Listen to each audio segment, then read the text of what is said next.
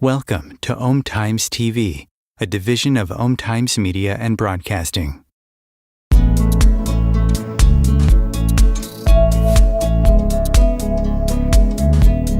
Welcome to the No BS Spiritual Book Club's live streaming interview series, where leading new thought teachers, speakers, and authors share the intimate stories behind the 10 best spiritual books that inspired them the most on their spiritual journey. From well-known classics to hidden gems you might never have heard of, the No BS Spiritual Book Club saves you time and money by sharing reliable recommendations from those who've walked the path before you. The No BS Spiritual Book Club, the only No BS guide to the best spiritual books to inspire your own journey of self-discovery. Here's your host, founder of the No BS Spiritual Book Club, Sandy Sedgbeer.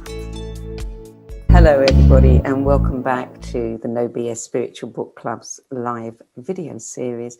And I'm very excited about tonight's episode because joining me to share the stories behind the 10 books that influenced him the most on his life journey is investigative journalist, former war correspondent, founder of the Institute for Research on Extraordinary Experiences in France, and author of 2 really good books, The Test, Incredible Proof of the Afterlife, and one that I've made my bookworm this month because I love this book, When I Was Someone Else, The Incredible True Story of Past Life Connection, which we're going to hear more about later on. And our guest is Stephane Allix. So Stephane, welcome. Thank you for joining us. Thank you for writing such a great book. Oh, thank you very much. I mean, I'm very moved by what you say. It's a great honor for me to be with you. I have to read so many books for the radio interviews, you know, that sometimes I want to hurry my way through them. Yours was just, I mean, it just gripped me all the way. So it was a very easy read for me. So thank you for making that a bit easier. And I really look forward to doing a full-length interview with you in a few weeks' time for the radio show. But for now, what we're going to do is we're going to focus on your 10 best spiritual book list. And then after that, we will get to your own story, which is quite phenomenal. So first of all, let me ask you, what was it like for you to have to choose just 10, or should I say 11, because you slipped in an 11th book out of all the many on that wall behind you? Yes.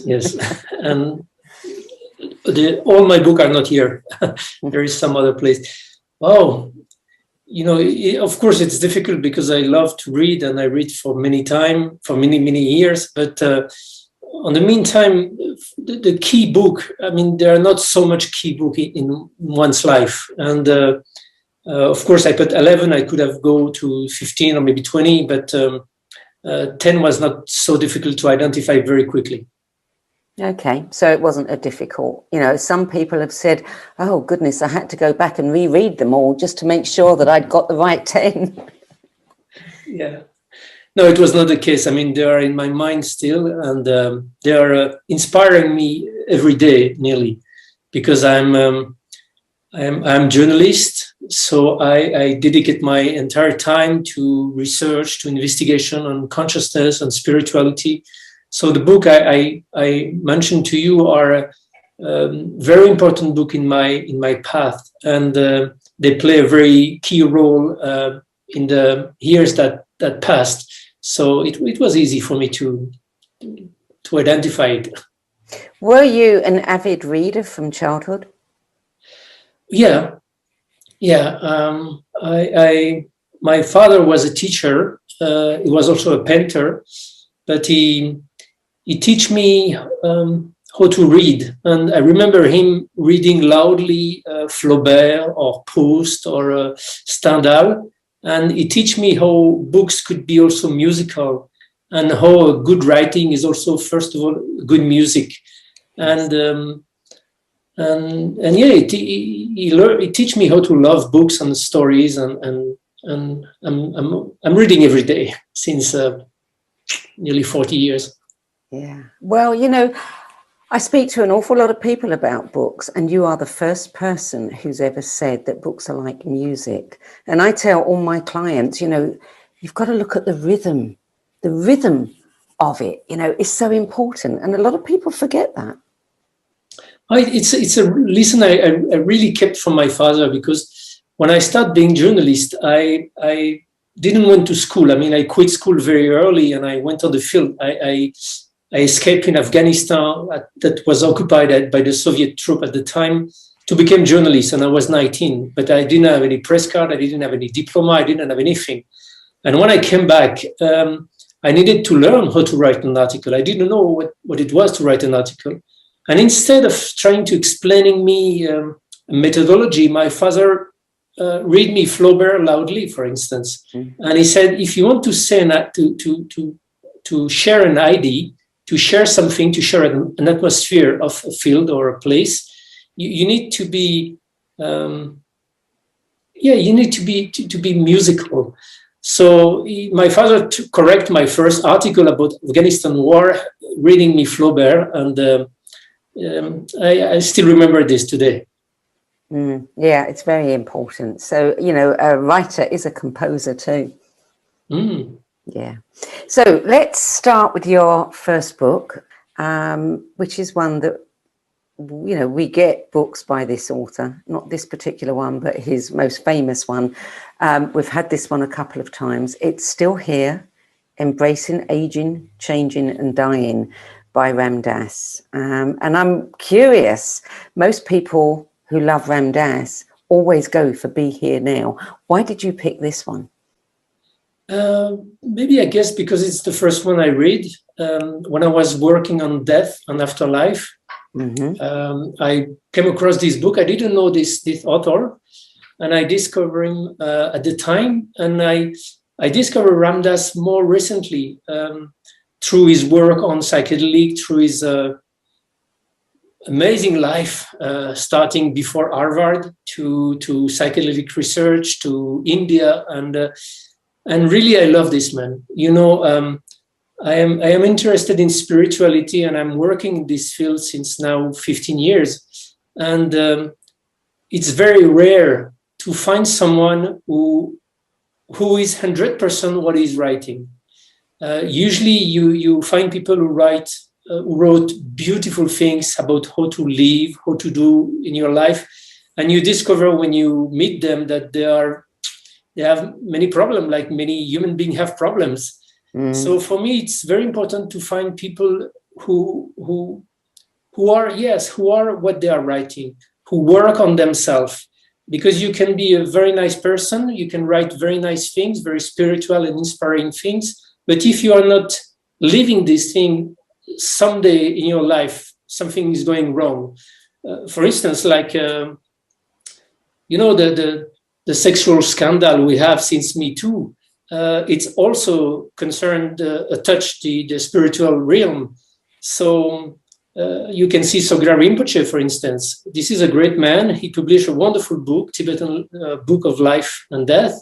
But he was also trapped in some sexual scandal. So why that? Why such a person with such a spiritual knowledge is not able to control himself? Because there is something wrong. And I think Ram Dass is someone who always faced in his life what was inside of him. He was homosexual. He had to deal with this homosexuality in a time in the US where it was not easy at all to do that. He never escaped the paradox of his life, as far as I know. He never escaped any shadow that was coming out of himself. And it drives him to end his life in a perfect way. And I want to follow such example in my life. So for me, Ram Dass is he's in my heart every day. I never meet him. I never had the chance of meeting him. I went to Hawaii my first time a couple of months before he died, but I didn't know he was there at the time. And even though maybe he had something else to do than meeting a French journalist, but even though I never met him, he's in my heart. I don't know why I say that, but he's such a great person. He definitely embodies everything that he teaches. And it's interesting what you said about how there are many spiritual teachers, gurus, etc., who have been accused, you know, who knows whether they're guilty of it or not, but, you know, have been accused of, you know, things that they should not have been doing. People seem to put them on a pedestal. And I don't really know where to go with that one because, you know, they're human too. And all humans have their frailties. You know, we can aspire to live a very clean and healthy life, but, you know, not everyone does it all the time. I did hear somebody once say that the lesson we have to learn is not to judge them for the things that they did wrong. You know, we need to understand that it's the message and not the messenger that we need to pay attention to. The messenger is always going to be human. I understand what you mean, but I think the messenger needs to work on himself first. For me, it's very important. The messenger doesn't need to be perfect to teach, but he needs to be aware of what he's made of. Yes. I'm also thinking of Mahatma Gandhi, who did such an amazing work, but he was aware of his tension, his sexual attraction, his fighting since he was very young. He had the difficulty to deal with this energy, but he always faced it. He always recognized it, and I think recognizing who you are doesn't help you to be immediately just by magic a better person, but it helps you to be coherent and to be truthful. And this is for me the most important thing. Yeah. Otherwise you are just a slave of some hidden personality inside of you. Yeah. We're all going to have issues of some kind. It's how we deal with that and how we either hide it away from people or are honest about it. And, you know, we're all learning. Yeah. So book number 2, The Way of the Shaman by Michael Harner, the classic, absolute classic of shamanic work. I like his approach because I am a journalist, and so basically I'm trying to work on fact, on data. Each time I am addressing a new topic, and on each subject that I work on, like life after death, shamanism, all this kind of spiritual knowledge, you have to differentiate the core truth from the cultural addition. And it's exactly what did Michael Harner, working to identify what he called the core shamanism. You just move away what are just cultural belief. Cultural beliefs are different depending on where you are looking, but the core is still the same, no matter you are in Amazonia or in Mongolia or whatever. And I really like this kind of approach because for me, it's a very, very rational approach. And we need, if we want to consider the spiritual reality of our world, if we want to consider it at this importance, we need to have this rational view of it, because it's very rational to be interested and to be working on spirituality. It's not because it's spirituality that it's something not scientific or woo-woo or whatever. It's a serious topic, and it's worth to work seriously on it. And people like Michael Harner or many others are doing this very, very priceless work to help us to consider differently this reality. Shamanism is a reality. We can access the spiritual world. We can have a connection with spirit realm. It's proven.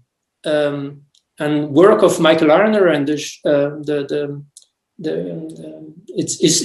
institute help us to work more seriously on this topic. I don't know if I'm very clear. I'm sorry for the viewer. I'm sometimes a little bit lost with my English, so I hope you will forgive me. Oh, I'm sure people will forgive you. When did you read this book, and was it this book that inspired you to do your own, to have your own experiences, shamanic experiences and psychedelics, etc.?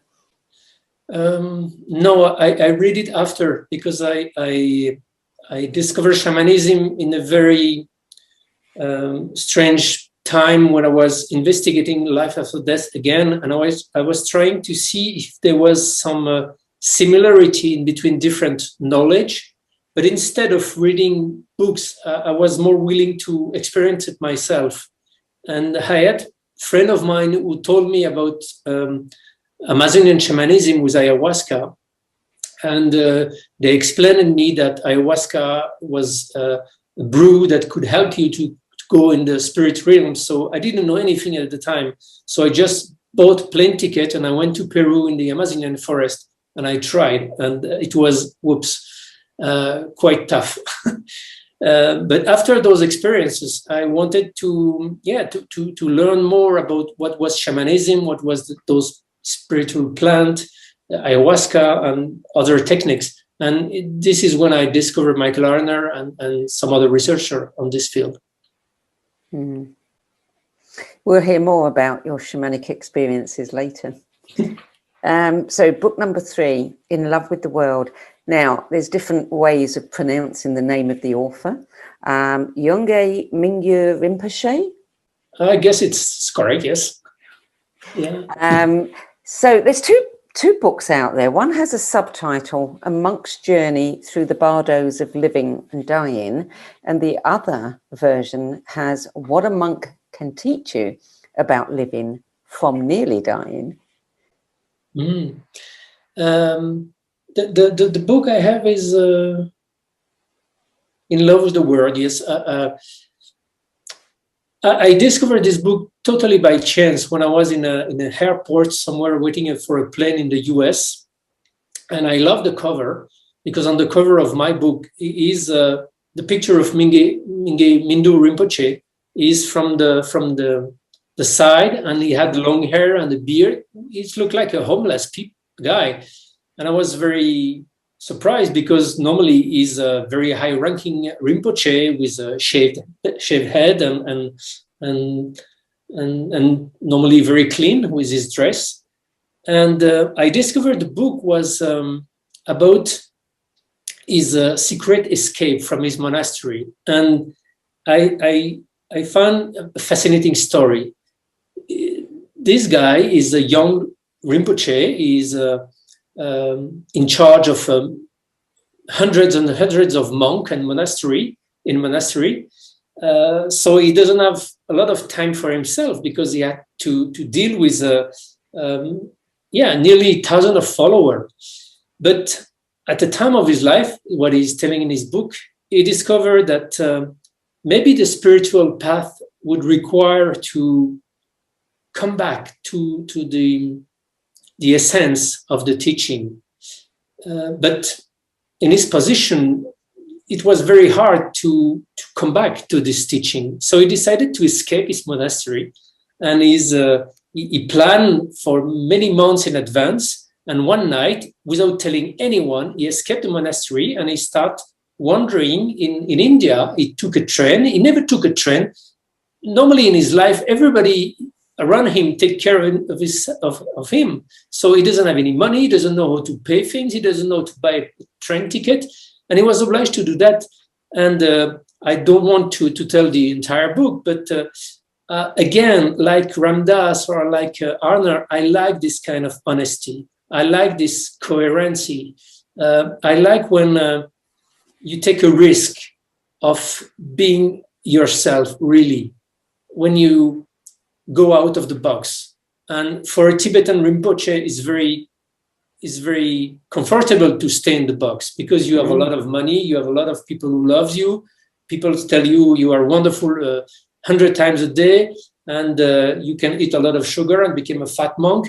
And it's quite easy. And I don't know a lot of very high-ranking Rinpoche who do such a thing, just to come back to the spiritual teaching they receive as a kid. So, and the book is wonderful because, of course, Yongey Mingyur Rinpoche is going through a lot of complication and difficulties because he never faced that. And he's explaining his own journey while explaining also the Bardo. Bardo is not only the life after death. The Bardo is everything that is changing in your life. Everything is a Bardo. Bardo, it means in Tibetan, the in-between state. So we always are in in-between state. Now we are in between the beginning of our interview and the end of the interview. We are in a transitory state. So every transitory state we are going through confront us to emotion, to very different psychological state. And this is what the Bardo Todol is about, exploring the spirit, the emotional state you are going through in all intermediary state of your life. So this book is both a very funny journey writing book, and also a spiritual teaching, but a spiritual from the ground, not from the etheric realm, but from the ground. How the Bardo Todol can help you when you don't have money, when you are lost in India, when you have diarrhea, and when you are about to die because you don't know what to do. So I really recommend this book. How long did he travel for, and was he able to go back at the end of it? Did he want to go back? I don't want to say that because it's like to tell the end of a novel. So I don't want to answer your question. But he's going very far because it's not only to go away for a week or so. He really wants to go back to the authenticity of the first time of the spiritual hermit of Buddhism. So it's a long time, and it's a long journey. Okay. Book number 4, Journey to Ixtlan, The Lessons of Don Juan by Carlos Castaneda. It's I think I read all Castaneda's book, and I love the uncertainty with those books. We know that Castaneda was a real person. We know that he was a student of Michael Harner. We know that he studied anthropology, but after that, it became a mystery. We don't know if Don Juan is a real person. We don't know if 20, 40, 50, 60% of the book are real or not, but it's a teaching. It's a teaching, and you take what you want to take for yourself. It doesn't have to be read as an investigation or read as a real anthropology study. It's an invitation, and I think this book and the other of Carlos Castaneda play a great role for spreading the magic of shamanism through the US and through all the world at a time it was needed. Sometimes you need to write very serious book like Michael Harner did. Sometimes you need to write more mysterious book, to not to talk to the head of the reader, but to his heart. And I think it's what Castaneda did. Yeah. And it's interesting how many people have done something similar since. You know, you've got like Celestine Prophecy. You've got other books, Mutant Message from Down Under, where we don't know whether it was real or not, but it is the metaphors in that story. Exactly, yes. That counts, yeah. And you say the same thing about book number 5, which is Autobiography of a Yogi, which has to be the book that comes up most often on people's lists of 10 best books. Yes. It's the Castaneda from India. Yeah, exactly. When I read it, I was fascinated by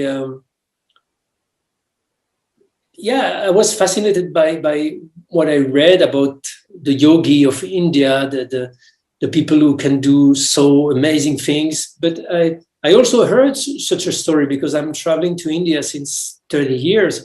And I came across a story like that of a yogi or a sadhu doing amazing things, disappearing, reappearing. And I know India, it's a place where you can meet this kind of magic in a daily life. So I really read Yogananda like I read Castaneda, just entering it 100% without being journalist trying to figure out if it's real or not. I wanted, maybe 10 years ago, I really wanted to go in India to do an investigation on this book. I wanted to find a place, to find a guy. But you know, I also remember when Ramdas is writing about his guru, Nim Karoli Baba, this guy was doing so bizarre things also. When Ramdas met him the first time, Nim Karoli Baba told Ramdas what he was thinking about the night before, because before arriving to the monastery of his guru, Ramdas was thinking under the sky during a night, and he was thinking about his mother who passed away a couple of months before, and he was very sad and he was thinking of her. The next day, he arrived in this ashram of Nim Karoli Baba without having meeting him and without having tell about this thought of his mother to anyone. And suddenly the Nim Karoli Baba looked at him and told him about his mother and about his thought of last night under the sky. So I knew this kind of power, which is called siddhi in Hinduism, are a reality. The researcher Dean Radin wrote a book a couple of years ago called Real Magic, yes, where he's comparing the siddhi tradition of India and Hinduism to the research on parapsychology. So it's a reality. People can know yourself. People can read in your mind. People may have access to all the information of the world. It can be done through a spiritual practice like Yogananda or like Nim Karoli Baba or like many, many other wise men in India, men and women, of course. So I don't know where are the limits. I mean, and I'm not sure there is limit to those kind of power. Today, I consider, like what Yogananda said, and many of such a person are saying, is that those power are not the objective of a spiritual practice. It just come when you are just going when you are on the path. The more you are cleaning yourself, the more you are becoming a good person, the more connection to the entire world you have, the more capacity you have to be other person in another place, and so on. So, but I'm still willing to travel to India to investigate that, because it's both spiritual and investigation story to write. Yeah, it truly is an amazing book. Amazing. And it would be very interesting to know if indeed you could know. I actually met somebody at the Self-Realization Fellowship in Los Angeles who was supposed to have been a great nephew or something or other of Yogananda. Now, I don't know whether, somebody like if his story is true, would be able to tell you anything at all about his antecedent, but I doubt if there are many people left who can.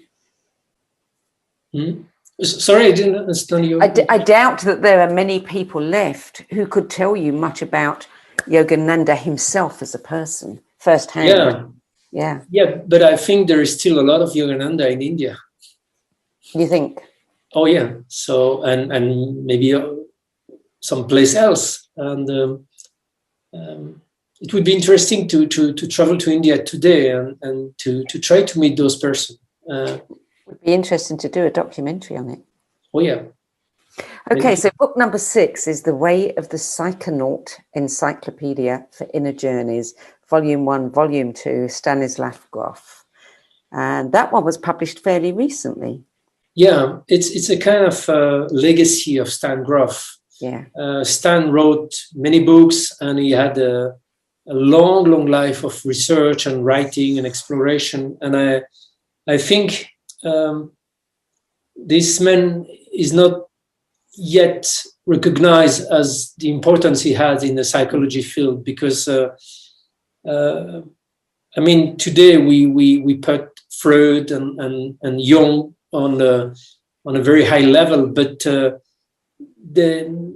Stan Grof explore much more realm of our personal and transpersonal psychology, and I had the chance of meeting him and inviting him in Paris several times, and I visit him in San Francisco also, and he's an amazing person. He's an amazing person because he had what I admire, both a spiritual openness and a spiritual and academic background. Mm-hmm. And he never quit one for the other. He always worked with the two. And it's what's really important for me in the West, both in Europe and the US. We are born in a not spontaneously very spiritual country, especially in Europe. But we have science, we have Cartesianism, and it's not to throw away. I mean, it's useful to explore the world and to question the reality with those tools. And people like Stan Grof, he used the tool of psychology, psychiatry to explore so deeply those realms of different realms of consciousness. And again, his work is priceless. And the way of the psychonaut is, for me, the synthesis of his work on psychedelic, on holotropic breathwork, on all the field he explored since the 50s. Somebody I would have liked to have met, for sure. Book number 7, LSD and the Mind of the Universe, Diamonds from Heaven, by Christopher Bache, with a foreword by Ervin Laszlo. Another very interesting guy. It is. I had a chance. It's Ken Ring, the psychologist who do the research on near-death experience, who yes. told me about Chris Bache. And I read the book, and it's really amazing, because this person who is teaching philosophy decided to explore by himself the higher dose of LSD. You have different doses for LSD session, and when you go on a very higher dose, it really send you to, I mean, you don't know where. And what is very difficult when you go to those experiences, when you induce those experiences with LSD, but when you have those experiences spontaneously doing a near-death experience, for instance, or any other ecstatic experience you may have, either induced or accidental, all people come back saying, wow, it was so mind-blowing, but I don't find any words to tell you what I've been through. And Chris Bache did. In his book, he's describing 73 very high-dose LSD session he did in 20 years' time. And I never read anywhere else such detailed description of this overwhelming realm he's going through. It's interesting because he's going beyond our personality, beyond our space and time reality. He's going probably where we are going when we died. And his description is amazingly precise, amazingly detailed, and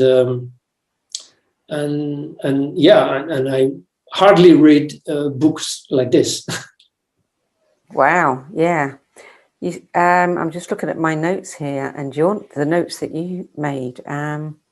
He's a philosopher, he's a professor of religious studies. Wow. What made him decide to focus on this area? Me or him? Him. Oh, I think, I don't know, because I read the book a couple of years ago. I don't remember, but I think he started being interested in LSD and psychedelic like many people at the time in the 60s, 70s. And it's really a shame that psychedelic went to a ban like that, and I'm very happy that a lot of research are done today, and probably in psychotherapy, for instance, it will be legal very soon in some state in the US and hopefully in Europe also.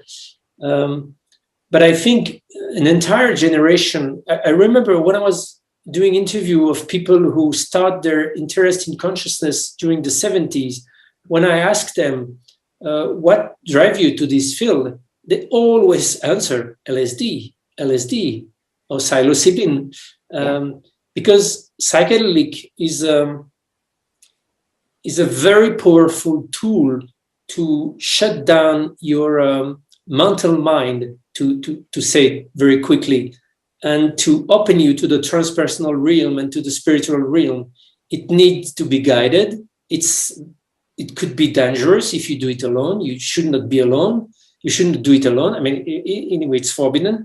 And it's good to do it with people who know already the place you are going to visit, like the shaman, for instance, in Amazonia.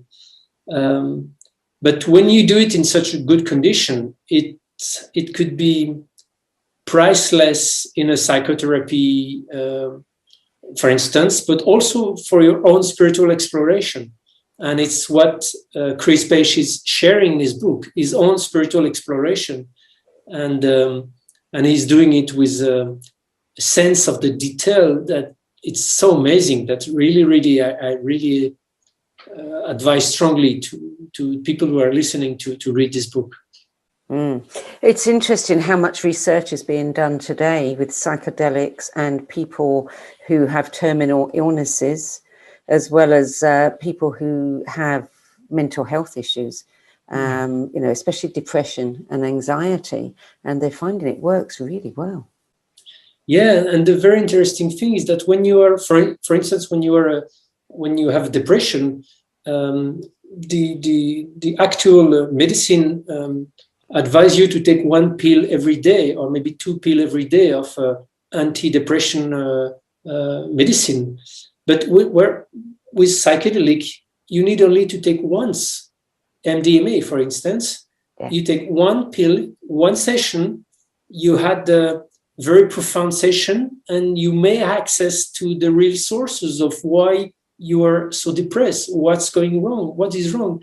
I remember one thing that really impresses me, the first time I discovered ayahuasca, I was in Amazonia, in Peru, on a shamanic center, and I meet this young lady. She was French, and when we started discussing, she told me that she was afraid of death, but it was for her impossible to live with this fear, because she was so afraid of death that every day of her life she was nearly panicking that she could die, or she could sleep and die during her sleep. She was totally freaked out by his death every day. She took ayahuasca once, and during the ceremony, she went out of her body, and she discovered that she was still observing, still alive, while out of herself, out of her identity. And the fear of the death just disappeared like that, because she realized that it was possible to live, not anymore being the identity you see in the mirror every morning. This is just flesh. This is just bone. This is not you. But we forget that. We forget because we live in a society that helps us to forget that every day. So psychedelic, but many other techniques like meditation or other legal technique can help you to calm down this mental brain that is makes you believe you are only this. And when you realize that, then you realize you're a spiritual being. and you can live beyond space and time. And this is big. Yeah. You've done ayahuasca. Have you taken LSD? Yeah, also in not in France because it's forbidden, but I took it, yes. What is the difference? I mean, is there a different kind of experience that seems to be applicable to the different kinds of psychedelics? Oh, yeah. Yes. It's a long story. I don't know. The substance are different. LSD was created in 1938 by Albert Hofmann. It's a chemical substance that is recreated from a mushroom on I don't know the term in English, but basically it's artificial. Mm-hmm. It's not, you don't, when you take LSD, you don't feel physical impact of it. It's very smooth, and you immediately go in a very subtle realm of it. I mean, it's different to describe because it's very different depending who you are. But with ayahuasca, it's not only the DMT, which is the psychedelic substance in it, that is activated. It's a spirit. It's a spiritual plant. Yes. And really, when you take it, you realize that there is much more than just the DMT. Because when you take DMT, chemical DMT, for instance, it's very different from when you take ayahuasca. And ayahuasca also is a plant that is cleaning you in some way, cleaning your mind, cleaning your body. So you vomit. Your body is crushed. It's sometimes it's physically very, very painful. It's anyway, all psychedelic are quite difficult experience because basically your ego die. So your ego doesn't want to die. So when you start dying, I mean, when your ego start dying, he is panicking. So when your ego is panicking, you are panicking. So it's a very complicated experience. I can talk hours about that, but I'm not sure it's the objective of this interview today. But the psychedelic are, I mean, I would advise people who are interested in that to visit the MAPS website, MAPS. MAPS is a non-profit organization who is working very, very efficiently to promote research and psychedelic research. And they are doing a very, very wonderful work, and they need support. So please visit the website, map.org, MAPS.org. Okay. The next book is a twist on what we've just been discussing, the title of it, which is Transcending Madness. And I'm not quite sure how you pronounce this name. Chögyam Trungpa. Okay, I'll let you pronounce it. And the subtitle, again, The Experience of the Six Bardos. So what are the six bardos? The six different major intermediary states we are going through during our life and death.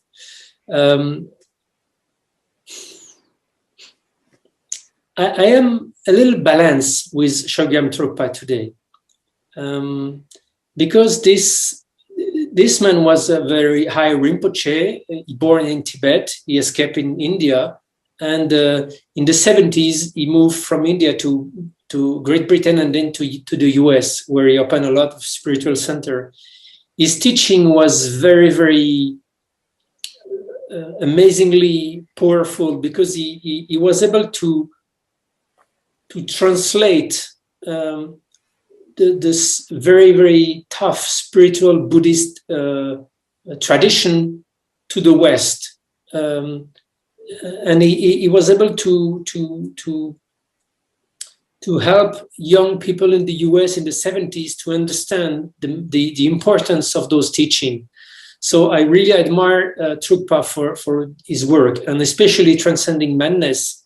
It's an interpretation of what the Bardo could be on a psychological point of view, and it's very, very interesting book. I have a little concern about Trungpa because his personal behavior was sometimes kind of bizarre. And he was drinking a lot of alcohol while he was giving teaching. He had also a lot of sexual affair with some of his students. I understand that it could be seen, and some of his students say it was part of his spiritual teaching. I'm not very comfortable with that explanation, because it's easy to say, and I think this guy was having also some some energy, and he was not very, very comfortable dealing with it. So I still have a lot of respect for his teaching and his writing, but I'm a little bit uncomfortable with his behavior, to say the least. You know, and you have a personal story attached to this, because you discovered this book in your brother's room and realized after your brother had been killed that he had been reading this book too. I discovered it first in Dharamsala in India, in a little bookstore, and I really was amazed by the modernity of the writing about the different bardo after death. And yes, as you said, when I came back in France, it was 5 or 6 years after my brother died in a car accident. I was in his room, and suddenly I discovered that he had read his book, and he was very, very interested in my brother died in Afghanistan in a car accident. We were the three of us, the three brothers in Afghanistan, working at this time. And we had a car accident one morning, and the 4 people in the car were killed. One of them was my brother. And Thomas he died when he was 30, but he always was interested in spirituality. He went to Tibet many times. He traveled in India. He was searching. And, you know, I think maybe one part of his soul inside of him knew he was to die very quickly and very early. So it's the reason why he didn't waste his time at school or trying to find a job, or he just traveled all he can, all over India, all over Tibet and Asia, trying to find the spiritual answer he was seeking. And yeah, after he died, I discovered that we share a lot of reading, and we didn't share it when he was alive. It's a shame. Yeah. Book number 9, Passport to the Cosmos, Human Transformation and Alien Encounters by John E. Mack. Yeah, I don't know if you know his name, this man, John Mack. I don't know if the viewer are knowing this man, but this John Mack play a key role in my life, because there are very rare people who have a academic credential that high, and on the same time are taking the risk of telling what they're believing. And John Mack basically was a Harvard psychiatrist. He was teaching psychiatry at Harvard Medical School, and he was interested in consciousness research, but on a very academical way. And on the early 90s, he came across the story of people who say they've been abducted by aliens. So at first, he really didn't want to go into that. He said, "This is nonsense. I don't want to waste time with it."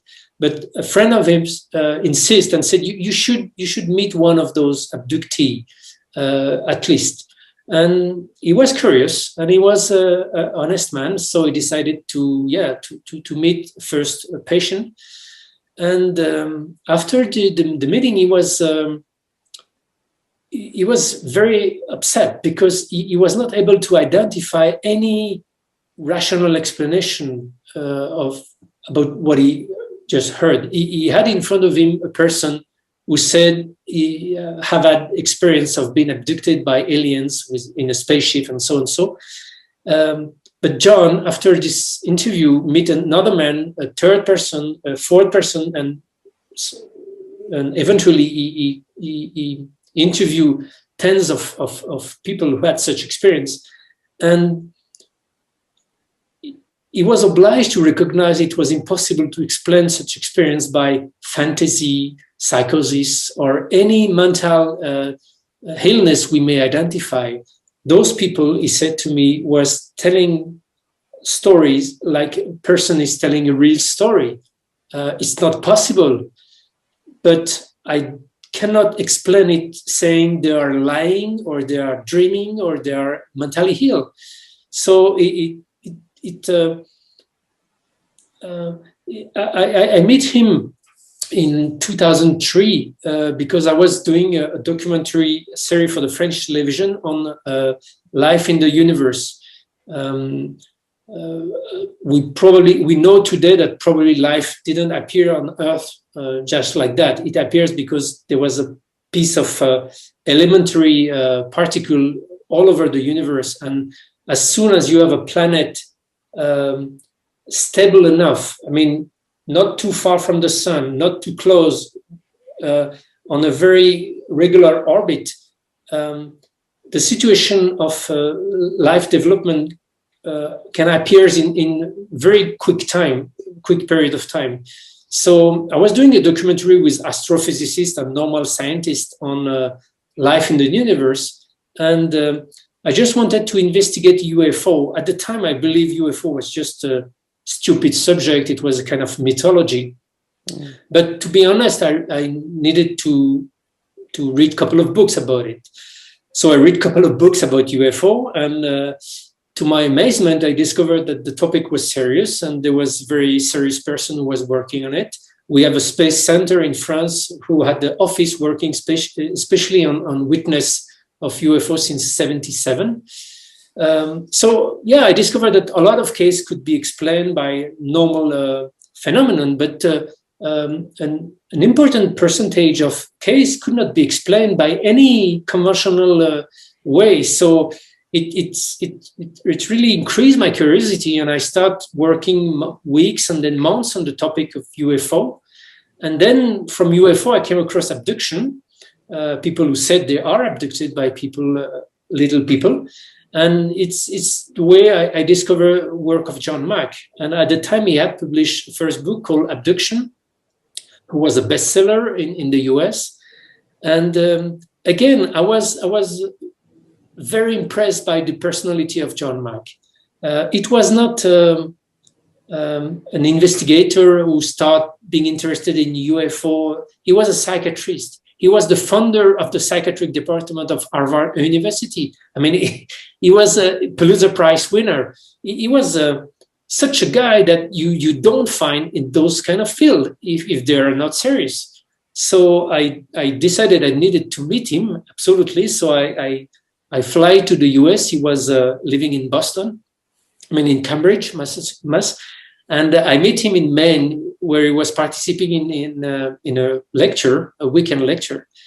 And I spent the most mind-blowing weeks of my life, because after the weekend, I drove him back to Cambridge, and he invited me to stay in his house. And there I interview him, and I also interview some of the abductees he was working with. And you know, probably some of the people who are listening to us now had such experience. Sometimes someone you know perfectly well suddenly tell you an amazing story. Like I've seen a UFO, or like I saw a ghost, or whatever, something that is totally extraordinary. Someone you cannot doubt of the honesty. Suddenly, this person tell you something impossible. You cannot escape at this moment. Because if you meet someone in your office or in the street telling you, oh, I saw a UFO, you can still believe, oh, I don't know, this guy is crazy, or there might be such an explanation. But if suddenly your father, your mother, your son telling you such a story, you don't have choice. You are obliged to believe it. because you know that person is not crazy, you know that person is not lying to you. So it's really the position I was when I stayed to this house, to the John Mack house, meeting those experiencers. I knew those persons were not crazy. I knew those persons were not making it up. They were not dreaming at the time of the experience. They were not inventing it. I mean, so from this moment, it was in September 2003, from this moment, I really decided if I wanted to be a serious journalist, I should not dismiss all of this testimony. I am strong and intelligent enough to do my investigation afterward, to work on any topic. But when I am in front of someone who is telling me an impossible story, it's not because it's impossible that it's not true. And this sentence is still in my mind today. It's not because it's impossible that it's not true. And we should listen to all the story that people around us are telling with this sentence in mind, because it's very important. Because millions of people are going through any kind of experience, and we don't believe them, but we are millions to live such experience. Yeah. No one is talking to each other. Yes, absolutely. I was looking him up earlier because I'd heard of the book, but I didn't know much about his work. And one of the things that he says is that this phenomenon is part of a new era in consciousness, a time in which we must be willing to embrace the idea that alien visitation is real on some level, and that it's a cosmic wake-up call that we live in a world filled with spirits and beings who can cross the barrier we've made between the material and the immaterial worlds. And, yes, anybody could read that and say, yeah, I have to keep an open mind. Mm. It's very important because, I think we are,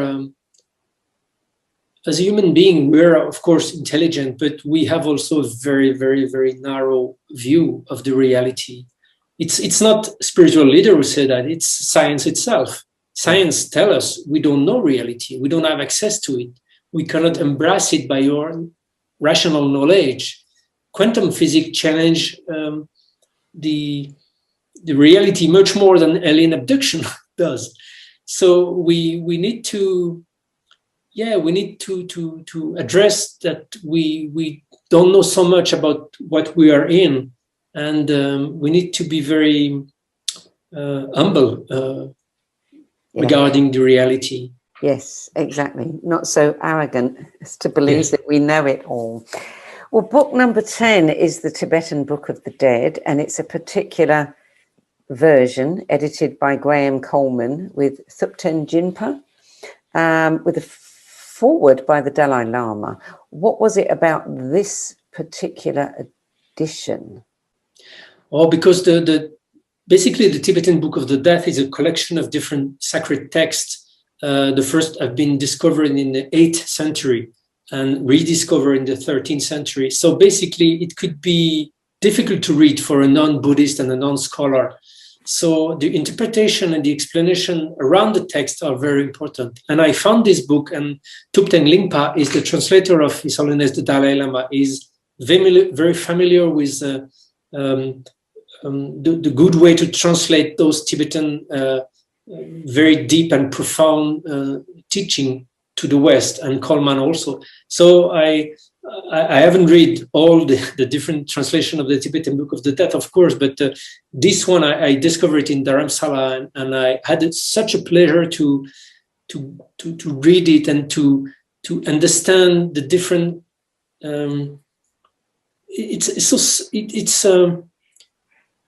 This text is amazing because it's describing so precisely what's happening before you die. That maybe we can think that what is describing after we died is also accurate. And it's not describing a world, it's describing the mechanic of our mind, the mechanic of our psychology facing a new reality. So it needs to be like what Michael Harner did with shamanism, you need to take out the cultural background and to try to find the core of the text. And the core of the Tibetan Book of the Death, I think, is really present in this edition of the book. I don't know if I'm very clear on that. And yes, you are. And as you mentioned about one of the other books earlier, that I think it was one of the books on the Bardo, that, you know, this knowledge, this information can also help you when there is transition of any kind, change in your life, changing house, changing job, etc. Yeah. We always change in our life. And like Ramdas said, we need to love the change. Yeah. If we start to resist to change, life is becoming hell. So why are we afraid of any change in our life? It's because it challenges the little balance we have built. It challenges who we think we are. So the Tibetan Book of the Death help us to, of course, after death, but it also helps us today in our daily life to identify the resistance within us. Why such a situation is so frightening? Why are we so afraid of changing little habit in our life? And it helps to identify that what is afraid in us, it's just a part of us, the ego part, which is useful to live in this world, but it's not us. It's not 100% us. So it really helps to differentiate the different self, this kind of book. Yes, absolutely. It's and I think one of the reasons we're so afraid of change is because it challenges our belief that we are in control. Mm. Oh, yeah. Yeah. So normally I don't allow an 11th, but this time I'm going to, because it is a book that I think deserves another explanation for people, another little piece of promotion. And it is One Mind, How Our Individual Mind is Part of a Greater Consciousness and Why It Matters, by Larry Dossey, whose work I'm also a great fan of. So tell us what about this book impressed you so? Again, because I think this book is a good balance in between the medical knowledge and the scientific knowledge and the spiritual knowledge. And Larry Dossey is an explorer of those realms since many decennies, and he is also a medical doctor. So he knows what he's talking about when he's talking about brain activity, about the body chemistry and biology. And, you know,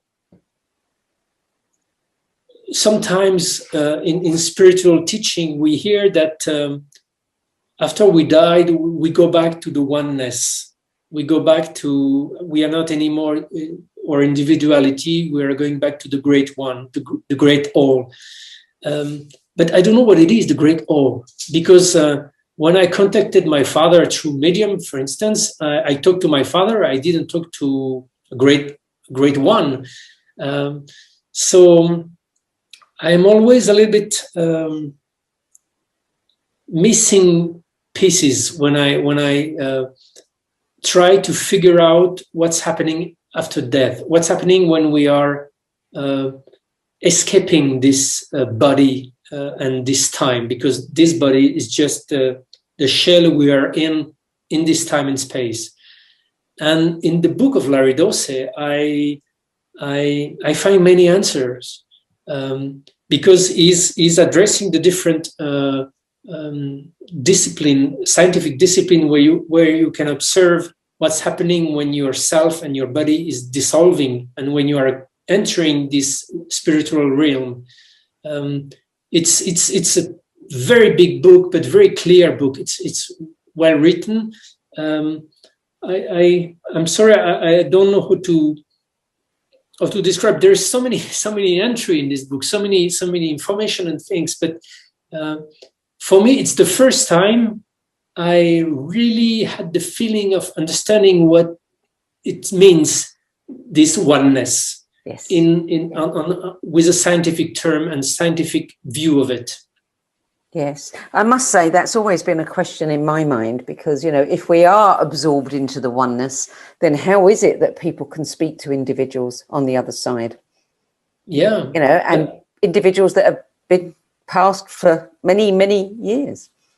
I don't have, I have only my own answer. And my answer is that I think we are evolving during our life today on Earth. We are changing. Your conception of life today is not the same that the one you had maybe 10 or 20 years ago. And I think when we die, it's still evolving also, but it's evolving in a different, we are a different person. We are a soul. We are not anymore embedded in this body, in this identity, but we are still an identity. We are still someone. We are still some point in space that is looking and observing.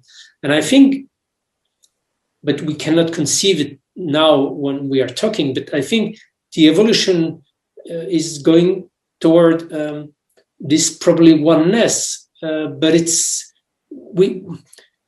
not direct. I mean, it's not up, we died, and then suddenly we are just in the one. We died, we are still, I mean, when I will die, I will still be a part of Stephane Allix. I will still be having my memory from this life. Maybe I will recover memory from other life. Maybe I will be different, of course, but I will still be someone or some observer. And it's only after a long evolution that probably I will get rid of all this identity and finally reach what we call probably enlightenment. But I have a long way before that. Yeah. As you and as probably people who listen to us now. Mm. So, Stephane, I want to talk now about your own books.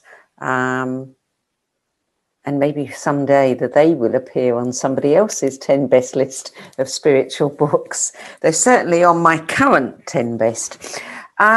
You've had an incredible experience. And for me, what made your second book, When I Was Someone Else, The Incredible True Story of Past Life Connection, so impactful was the wealth of evidence that you were able to uncover. This is not something, you know, there have been other books that have investigated past life stories and they've been able to verify certain information, places, people, etc. But yours, to me, seems to stand head and shoulders above them.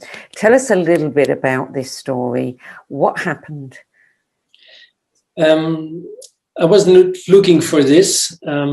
It's a couple of years ago, I had a a lot of activity in France. I had a TV program, a documentary program. I had my institute and was writing books. So I needed to have a break because my spiritual path is also to recognize that sometimes you need to do a break and you need to take the risk of changing everything if you need to do it. So for me to do break is better to do it on a shamanic atmosphere, because I find in shamanism a good way to really calm my mind and try to find myself again. So I managed myself to fly to Peru, to Amazonia, to have a couple of weeks break without any phone call, without any email, without anything.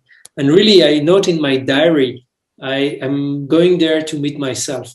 It was and I think when you really ask deeply universe, if you listen, the universe is answering and is helping you. And after a week or so of a retreat, I was in a little house in the forest, in the Amazonian forest. Some people were bringing me food every day.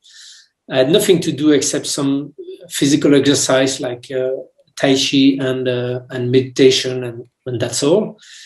And one day, after my physical exercise, I wanted to do a shamanic journey, but without ayahuasca, without any substance, just with the drumming sound of a drum.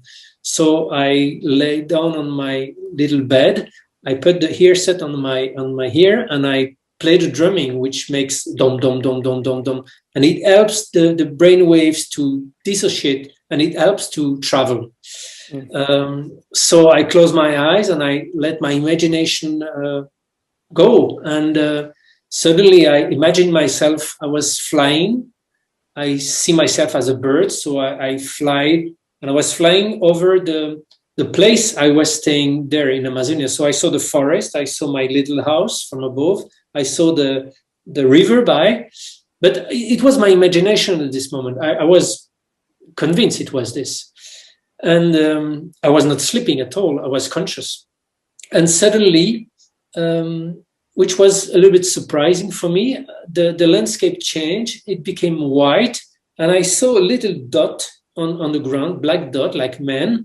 So I decided to go down to see what it was. And when I was arriving on the ground, it was not anymore the forest, it was a battlefield. It was soldiers. I instantly knew it was German soldiers during World War II. And those soldiers were SS soldiers. And one of them was in front of me, and I instantly knew he was, his name was Alexander, and he was Obersturmführer, which is a grade in the military of the SS. I mean, when I say I instantly knew, it's my imagination who was bringing me that. I was, my eyes closed, and it's like a daydreaming. I was letting my imagination creating all this. And but I was surprised by the intensity and the emotion, because it was very, very emotional. And this Alexander was looking at me. I mean, I had my eyes closed, but I was seeing Alexander looking at me.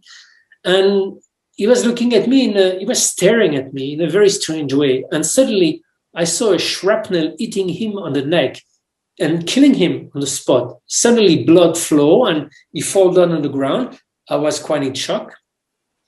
And the same scene of his death repeat itself 1, 2 times, 3 times, 4 times. He was standing at me, staring at me, and then suddenly was hit and fall down.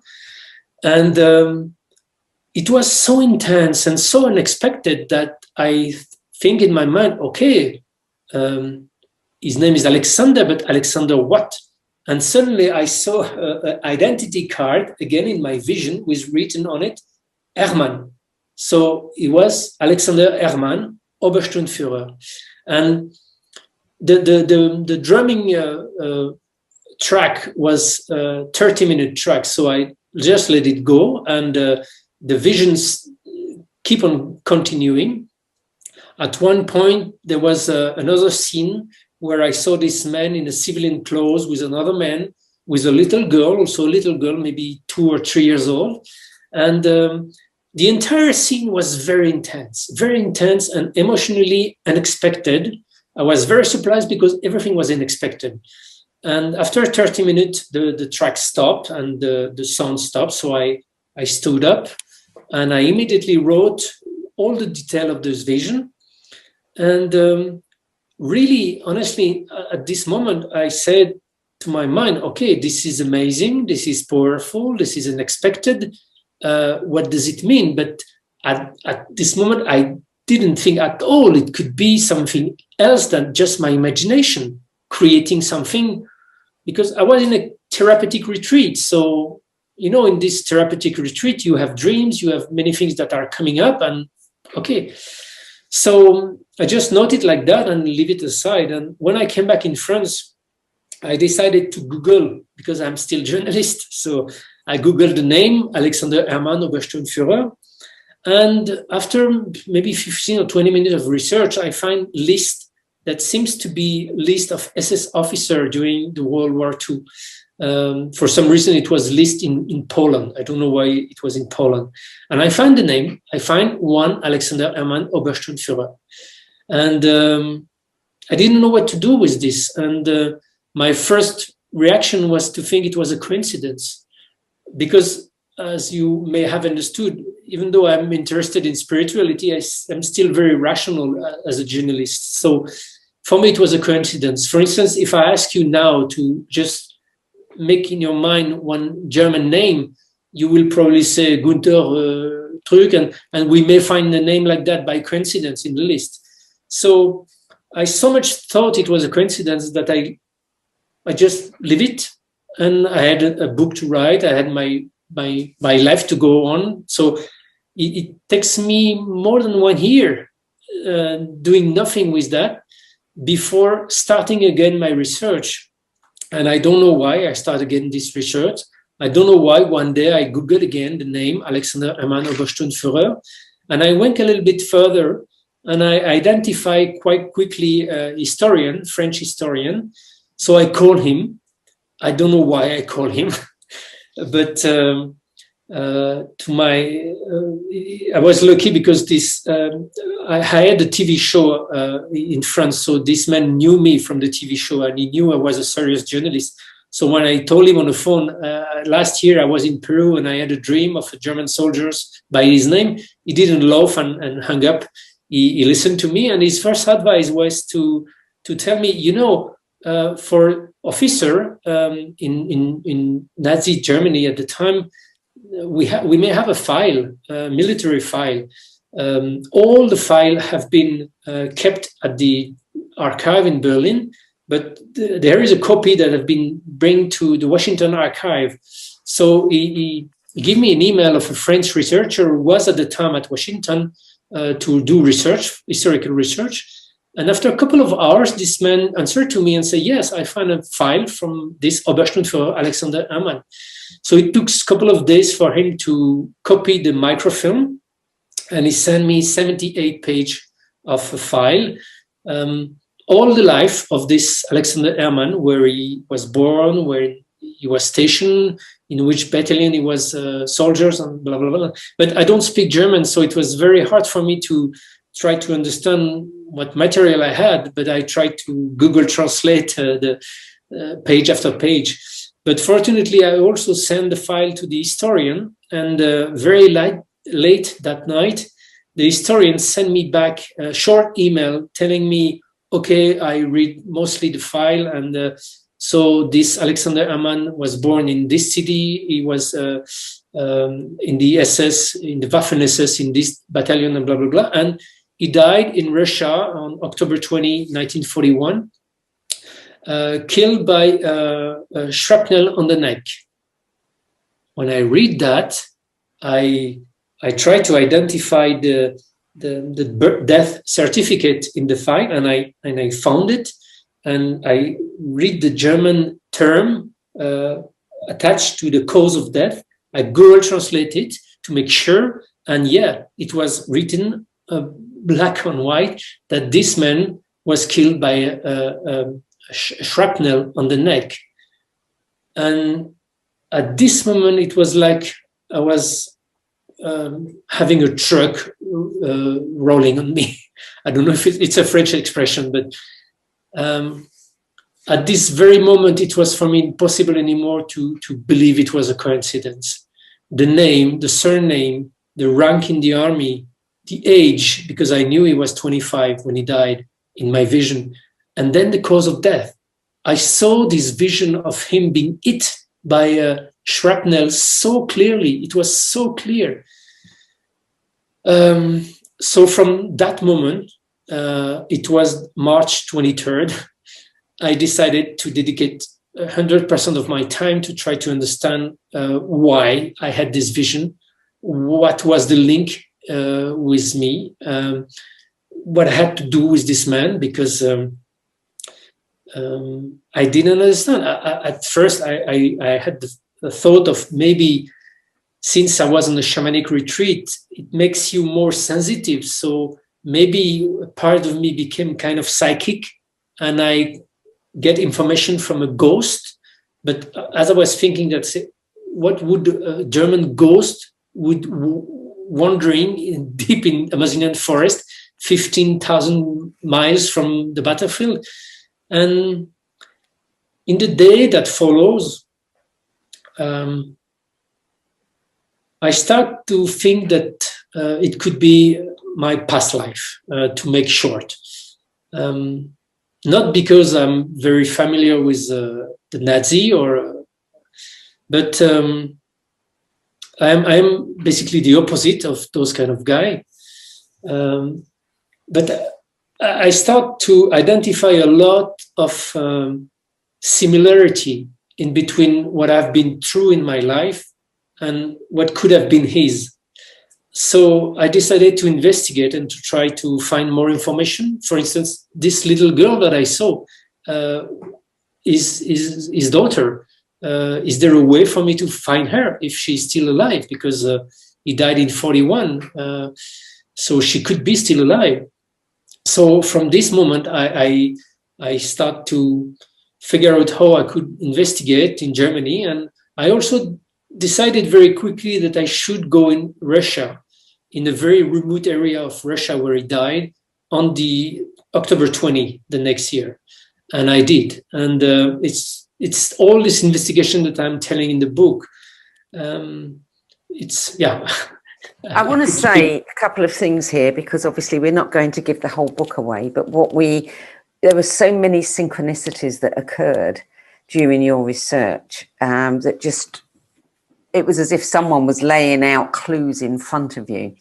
There was you talk in the book about having always been fascinated by what makes somebody attracted to violence. You abhor violence, and yet you had this thing, you wanted to understand, what it was about violence. And through your research, you actually did come to an understanding. You come to an understanding about this man. It's such a phenomenal book, and there are so many pieces of real photographic evidence, and the story as it unfolds is just incredible. I would highly recommend that everybody read it. But the question that I want to ask you, and then I'm going to throw it open to anyone else in case they've got questions for you about anything that you've said tonight, is you said that you thought it might have been a past life. The book is titled When I Was Someone Else, and yet you don't truly think that that was a past life. What do you think it was? Oh, it's not that I don't believe it's a past life. It's I am always a little bit reluctant to say it was my past life, because I can prove this. I mean, this is unprovable. You can prove that Mr. B killed Mr. A when you find the dead body, when you find the weapon, when you find everything. But in this matter of spiritual realm, I have a lot of evidence that there is a link in between him and me. There is a large amount of evidence that I was holding his legacy in some way. Not his belief system, not his racism, not his ideology, but his regret, his guilt, his shame, probably. So how come the unfinished business of this guy came inside me? I don't know. It's maybe what we call past life. But I also observe, working on consciousness, that when we died, we go out of time. Time is not reality anymore. So it means on a soul level, we are out of time. So today, I born in 1968, and he died 23 years before I born, on this planet, on this timeline. But on the spiritual realm, it's hard to reduce it to this logical. I mean, you see what I mean. But I think it's what we can call past life. But I cannot honestly say 100% this is it. It's 99%. I'm convinced 99% that there is this such a link in between us. But this. I think if we want to understand more deeply what is life, what is consciousness, we need not to stop on what we believe we understood. We still need to be open to what we don't understand. And it's what I'm trying to write in this book, what I don't understand, what is still open. Okay, we can be sure of certain amount of evidence, but what's left? Ununderstandable. And it's there what I think it's worth to investigate and to keep on working.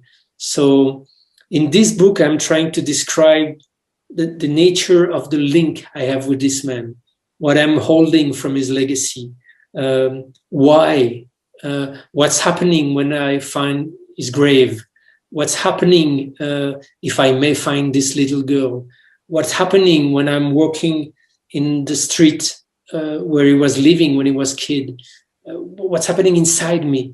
And day after day, I'm trying to describe the more precisely this journey, this investigation. And it's not, I don't like to go to conclusion. It's the reader who have to make his own conclusion with my material I'm presenting to him. I mean, I'm still a journalist, even though it's a story that's happening to me. So how did this experience and the completion of this experience change you?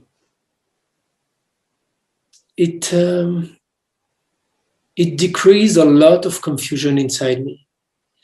You know, I think no matter who you are, when you're born and when you grown up in this planet, there is a lot of things that are contributing to your confusion. Confusion is not because we are stupid or we have been wounded by life or whatever. Confusion is just the nature of our reality today. We are confused because we are living on this planet. And we are confused also because we have an unconscious realm, and we have a lot of things we are not conscious of. The history of our family trees, and probably the history of our past life, if I want to make it simple. All this history, all this legacy is in us. And sometimes we do things in our life we don't understand why. We choose a direction, we don't know why. We choose a job, we choose a woman or a man to be our wife or husband, we don't know why. We choose a job, we don't know why. Sometimes we know why 70%, but we don't know why 100%. And I think the meaning of spirituality and the meaning of life, it's to decrease this confusion, trying to understand more and more why we are doing this and why we are acting in such a way. Because it helps us to be less slave of unconscious pattern. So in discovering this link I had with this Alexander Herman, discovering what I was holding from him helps me to realize that this violence, this fascination I had for war, what drove me to go in Afghanistan when I was 19 to join the Mujahideen, I understand it was not me. It was a part of the legacy of this man who died and who lived in a very, very bad way during World War II. In a sense, I had maybe the task of healing this part inside of me to heal him. This is my interpretation after, but it helps me to be more aware of who I am. And it's not over. I'm still searching and I'm still investigating, but I think this is a wonderful advantage of life, this life we have to take care of ourselves. You know, it's not selfish to do that. In taking care of ourselves, we take care of the world, because we are the part of the world we know the most, the better. So in taking care of ourselves, in trying to become a better person, less confused person, we help the world to be a less confused world. I think you're absolutely right. I just want to ask you quickly, what are you reading right now that's exciting you? I won't be very original, but I just wrote the biography of Ramdas, Being Ramdas, who just came out a couple of weeks ago. I love so much this man. So I read this book, and what else? No, yeah, basically this is the book I wrote a couple of weeks ago, and it's still here. Well, thank you so much for sharing your 10 best spiritual books with us, and thank you for sharing a little bit of the story behind When I Was Someone Else. If anybody is interested in knowing more, get the book, but also you can listen to my upcoming interview with Stephane, which will happen in a few weeks, and we'll be able to get deeper into the story and some of the details then. Stephane Allix, where can people get in touch with you if they want to? You don't seem to have a website. No, it's in French. You can write me through inres.com, INREES.com. It's the website of my institute. It's only in French, sorry, but there is a contact formula where you can contact me directly. Stephane Allix, thank you. It's been a pleasure to speak with you tonight. Me too. Thank you very much. I really appreciate it. Thank you. And thank you at home for joining us. And if you want to be the first to be notified of these events or to see the videos, don't forget you can join the No BS Spiritual Book Club's private Facebook group or visit the video at the nobsspiritualbookclub.com.